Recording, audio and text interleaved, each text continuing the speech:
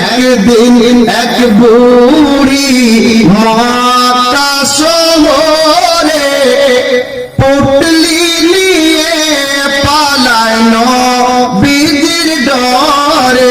ওগো আসছিলেন মোর দয়ার রাসূল সেই পথটি ধরে। একদিন এক বুড়ি